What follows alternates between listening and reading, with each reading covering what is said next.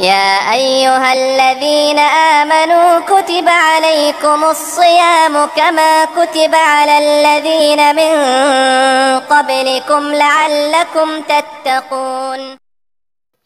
हमारे यहाँ मशहूर है, जो नमाज नहीं पढ़ता उसका रोज़ा नहीं होता। मुफ्ती साहब वज़ाहत फरमाएँ।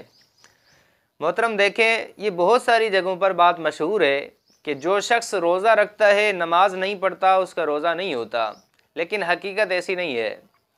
नमाज एक मुस्तकिल फ़र्द है, रोज़ा मुस्तकिल फ़र्द है।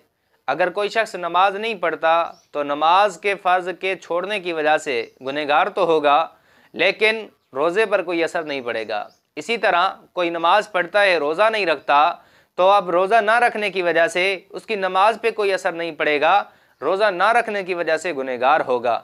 लिहाजा ये दोनों मुस्तकिल फ़र्द हैं, अलग अलग फ़र्द हैं। इनकी फ़र्जियत एक दूसरे पर मौकूफ़ नहीं है कि रोज़े की फ़र्जियत नमाज पर मौकूफ़ हो या नमाज की फ़र्जियत रोज़े पर मौकूफ़ हो, कि जो बंदा नमाज नहीं पढ़ता उसका रोज़ा नहीं होगा, या जो रोज़ा नहीं रखता तो उसकी नमाज नहीं होगी। ऐसी कोई बात नहीं है। यह अवामुन्नास में गलत बात मशहूर हो गई है।